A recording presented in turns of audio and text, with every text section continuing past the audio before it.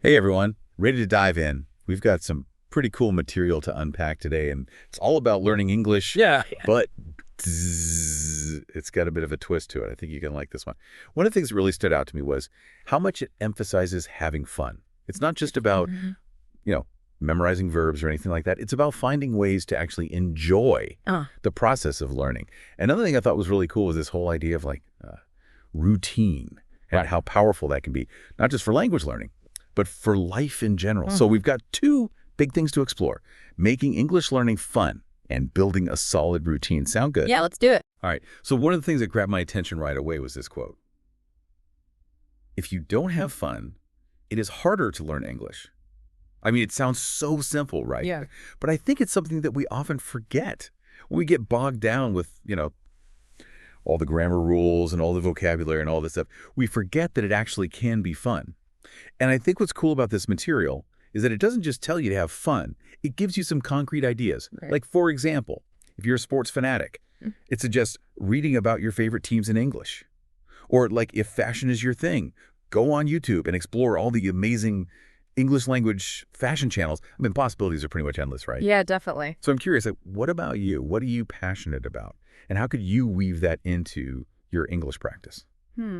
That's a great question. I think what's really fascinating here is like the psychology behind all of this.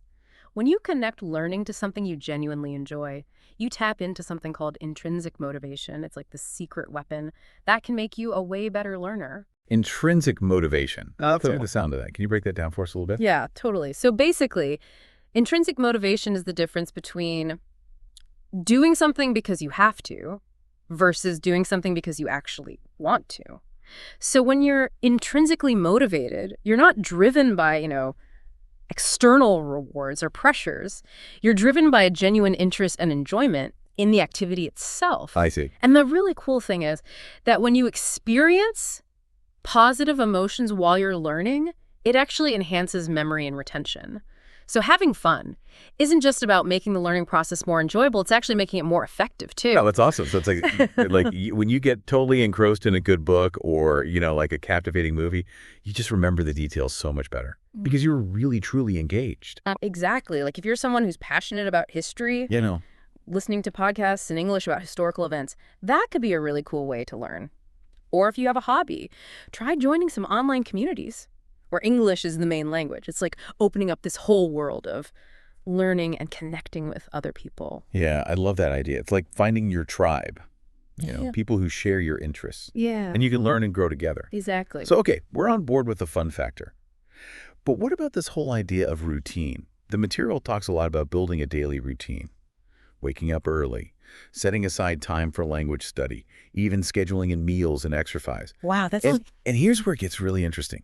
It stresses the importance of consistency, like to the extreme. Mhm. It even mentions like waking up and going to bed at the same time every day, even on weekends. I don't know about you, yeah. but I'm not sure I could handle that level of Rigid and yeah, I hear you. I mean, I definitely see the value in having a routine, but maybe not to that extreme. But if we connect this to the bigger picture, it goes way beyond just learning English. Routine can have a huge impact on your productivity, your well-being, like your whole life. So we're talking about like leveling up your life in general. Exactly. Think about it. Routines streamline your day. They reduce that decision fatigue by automating certain aspects of your life. Okay, yeah, that makes sense. You wake up, you know what to expect. You have a plan. It creates structure, predictability, a sense of control, which honestly can significantly reduce stress. Oh, for sure. And when you're less stressed, you have more mental energy to focus on the things that matter, like mastering English. Okay, I'm starting to see the light here. So it's not about being like a robot, It's about creating a framework that frees up your mind to focus on the things you actually enjoy. Exactly. I like that. But isn't there a danger of becoming like too rigid? Then we wrote That's down. spontaneity. What about flexibility? Yeah, that's a great point. You definitely don't want to become a slave to your routine. It's all about finding that balance. Having structure is great, but you also need the flexibility to adapt to unexpected situations or just, shake things up every once in a while. Yeah, that makes sense. So it sounds like the takeaway here is find that sweet spot between structure and flexibility. Have a plan, but don't be afraid to deviate from it when you need to. Yeah. But let's zoom in a little bit here. We've been talking a lot about the big picture benefits of routine, the big picture benefits of enjoyment. But what does that actually look like in practice? Like, what are some specific things that this material recommends for actually, learning English? One thing I notice is it really dives into different areas like reading, watching videos. And it's not just about passively consuming the content. It's about actively engaging with it. There's even a section on, finding language partners, joining online communities. Yeah, and what I find so effective about those suggestions is that it's all about weaving English practice into your everyday life. It's not about adding all these extra tasks to your to-do list. It's about finding those natural entry points to immerse yourself in the language. Oh, that's a good point. That reminds me of something else that really stood out to me. The part about reading, but not just like any reading. It emphasizes finding material that you're genuinely interested in, whether it's sports, science fiction, biographies, whatever sparks your curiosity. Because when you're hooked on the content, the language learning almost becomes like a side effect. Yeah, absolutely. And the same goes for video content. There's a whole section on using YouTube as a learning tool. I mean, think about it. There are YouTube channels on literally any topic you can imagine. Cooking, travel, history, all in English. It's like having access to this global library of knowledge, and it's all just a click away. And it's not just about watching either. Yeah. It encourages you to actually interact with the content, like leaving comments, joining discussions, even creating your own videos in English. It's about taking that passive consumption and turning it into an active learning experience. Exactly. And speaking of active learning, there's a whole section on finding language partners and joining online communities. It really emphasizes that importance of interacting with real people. Yeah. And it even suggests checking out websites like meetup.com or looking for language exchange groups in your city. Oh, that's a great idea. That's like having a built-in support system. Yeah. Of people who are on the same journey as you. Yeah, exactly. It takes the learning process from this like solitary endeavor to a more collaborative one. Right. You can practice speaking, get feedback on your pronunciation, and learn from each other's mistakes. And beyond the practical benefits, I think there's something really motivating about knowing that you're not alone in this, that there are other people out there who understand the challenges and can celebrate the victories with you. For sure. You know what else I thought was really insightful? The part about permanent.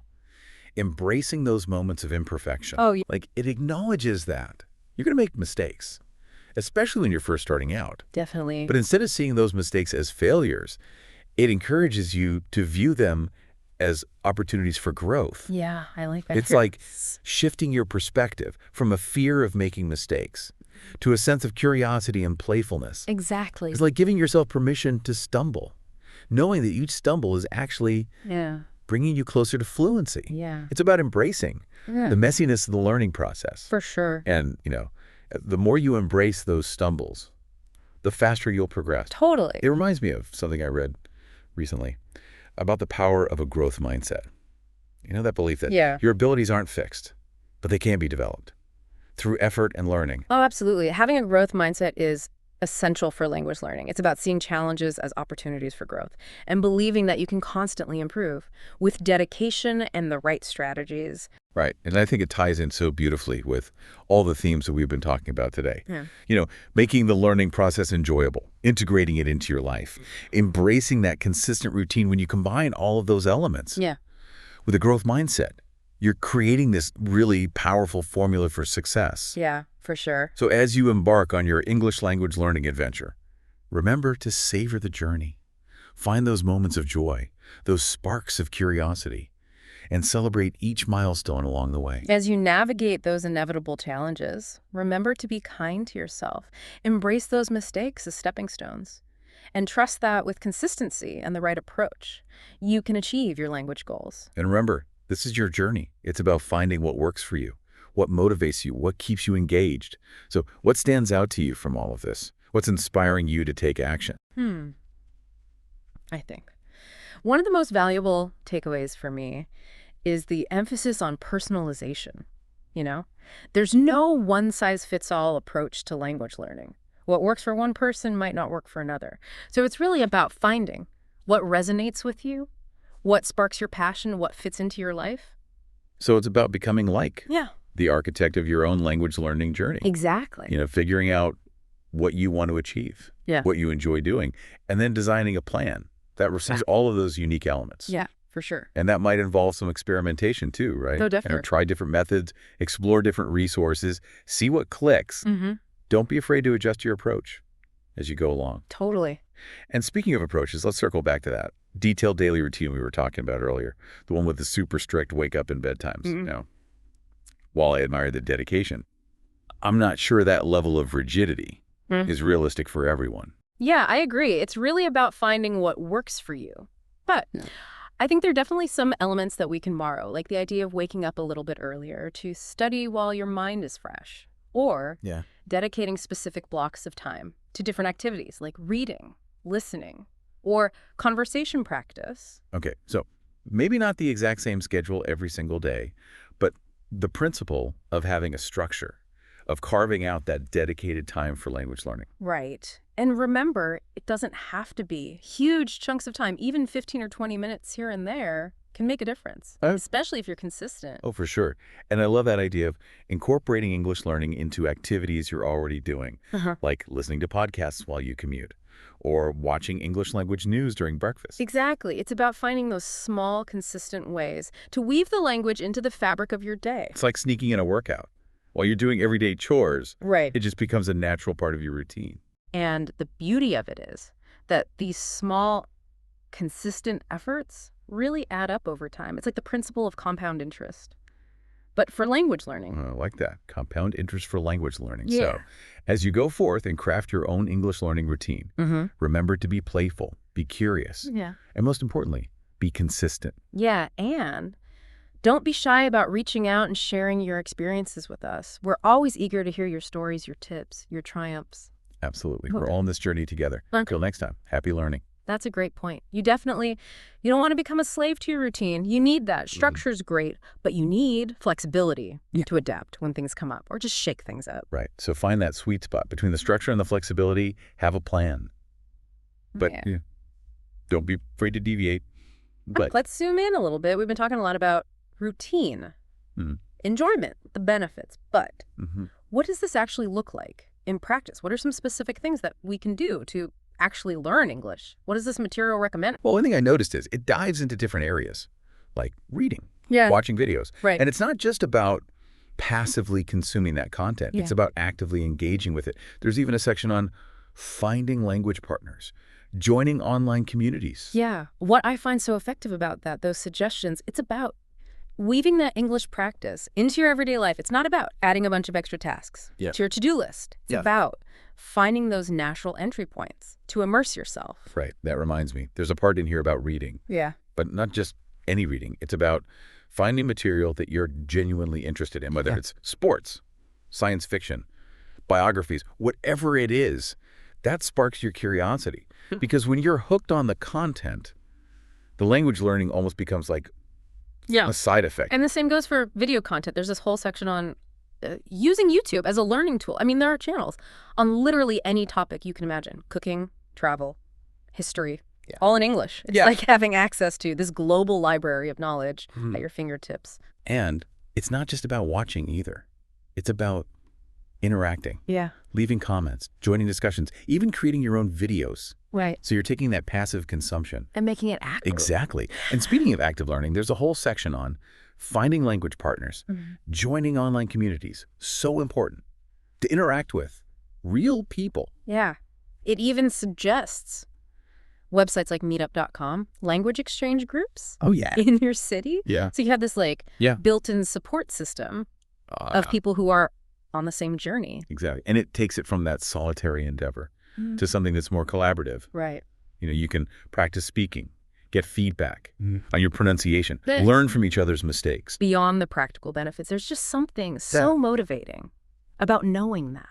You're not alone. Oh, for sure. There are other people who understand the challenges, who can celebrate the victories. Totally. You know what else I thought was interesting? The part about embracing those moments of imperfection. Oh, yeah. Like, it acknowledges that you're going to make mistakes. Of course. Especially when you're first starting out. Right. But instead of seeing those mistakes as failures, it encourages you to see them as opportunities to grow. Yeah, I love that. Like you're shifting your perspective from fear to curiosity, playfulness. Exactly. You're giving yourself permission to stumble, knowing that each stumble is bringing you closer. You're embracing the messiness of the The process. more you do that, Right. the faster you'll progress. Right. Reminds me of that growth mindset. You know, that idea that Yeah. your abilities aren't fixed. They can be developed Yeah.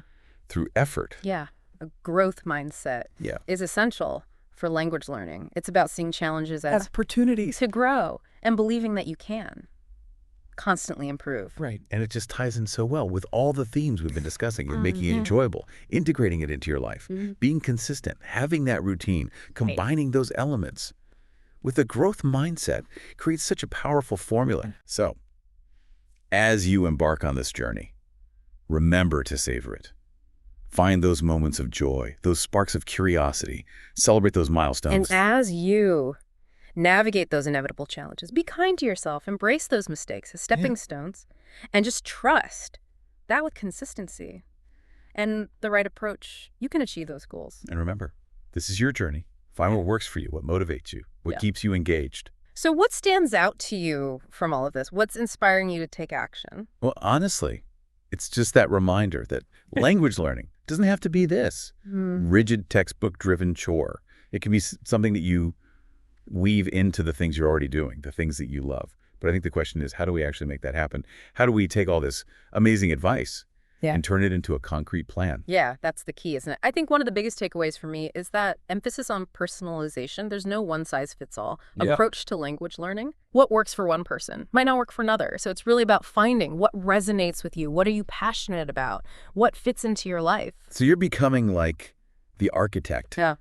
of your own language learning journey. Exactly. You're figuring out what you want to achieve, what you enjoy, and then designing a plan around that. Yeah, and that might involve some experimentation. Oh, for sure. You know, try different things, explore different resources, see what clicks for you. Don't be afraid to adjust your approach as you go along. Absolutely. And speaking of approaches, let's circle back to that daily routine we were talking about. The super strict wake up and dead times. I mean, I admire the dedication, but I'm not sure. That level of rigidity is realistic for everyone. I agree. I think it's about finding what works for you, but there are definitely some elements that we can borrow, like the idea of waking up a little bit earlier to study while your mind is fresh. Or dedicating specific blocks of time to different activities like reading, listening, conversation practice. So maybe not the exact same schedule every single day. But the principle of having a structure, carving out that time. Exactly. And it doesn't have to be huge chunks of time either. Even 15 or 20 minutes here and there can make a big difference, especially if you're consistent. Right. And I love that idea of weaving it into things you're already doing, like listening to podcasts while you're commuting or watching English language news. While you're having breakfast. Absolutely. Just find those little ways to make it a part of your day. Yeah. Like sneaking in a workout while you're doing chores. It just becomes a natural part of your routine. And the amazing thing is, those small efforts, they really add up over time. It's like compound interest, but for language learning. Oh, I love that. Compound interest for language learning. So as we wrap up here, any final words of wisdom? You know, just remember to be playful, be curious, and most importantly, be consistent. Yeah. And don't be shy about sharing your journey with us. Oh, yeah. We're always eager to hear your stories, your tips, your triumphs. It's all that.